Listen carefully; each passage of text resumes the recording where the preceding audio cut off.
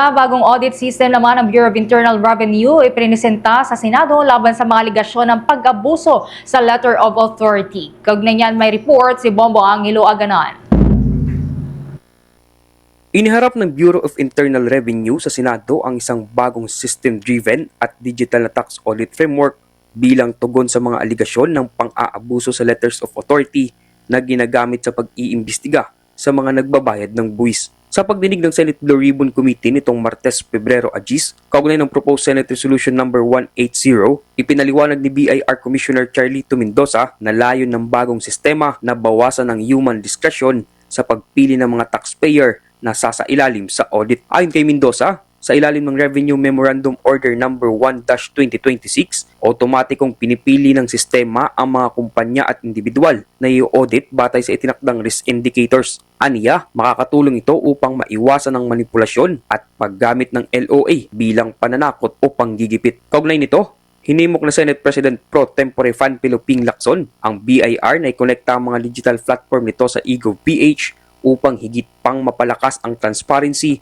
at mabawasan ang direktang pakikipag-ugnayan ng mga kawani sa mga nagbabayad ng buwis. Binigyang diin din ni Lacson na mahalaga ang ganitong mga reforma upang matigil lang tinatawag niyang weaponization ng LOA at masiguro ang pananagutan ng mga tiwaling opisyal sa ahensya. Ang isang tanong ko, which I also asked yesterday, hindi ba nakaling ito sa egov.ph? Kasi yun ang alam ng mga kababayan natin, pag nagta-travel, doon agad pumupunta. Then from egov, hanap ka lang ng NGA, LGU, and so forth and so on. So I would suggest na instead of, parang standalone yung inyong website, i-link nyo na rin doon sa egov. No?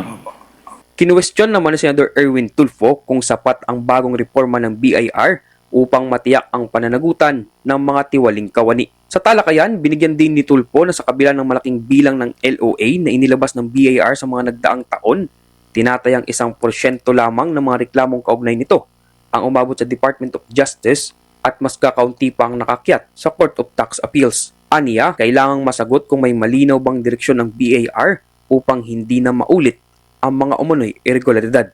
We speak of audit reforms, pero yung question po, the harder question is, may nanagot po ba? Ang dami nating pinadalang LOA, base po dito sa files po namin, doon sa LOA po na naipadala po dati, 1% lang ang nakaabot sa DOJ, ang nakasuhan.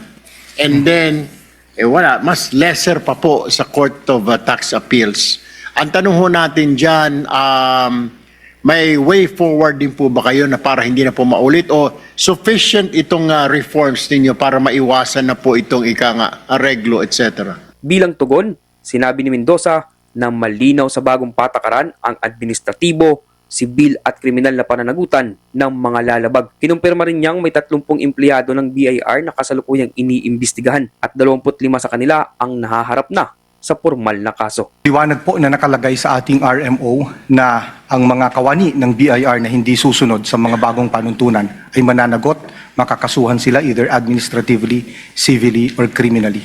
But meron din po kami mga ongoing investigations of BIR personnel. As of now ho, meron kaming 30 employees that are undergoing investigation.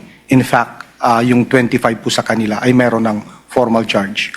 Sa huli, nagbabala si Lacson sa mga kawani ng BIR na pag-isipang mabuti ang anumang balak na katiwalian at iginiit na titiyakin ng Senado na papanagutin ng sinumang mapapatunayang nag-aabuso sa kanilang kapangyarihan laban sa interes ng pamahalaan at ng taong bayan. At yan ang ulat mula dito sa Senado. Ako si Bombo Angelo Aganan and this is Bombo Radio Philippines, the #1 and most trusted source of news and information. Basta Radio, Bombo! For the most trusted source of news and information, visit our website at www.bomboradio.com. Follow us on Bombo Radio mobile app, Facebook, YouTube, TikTok, and X, formerly Twitter. Like, share, and stay connected. Anytime, anywhere.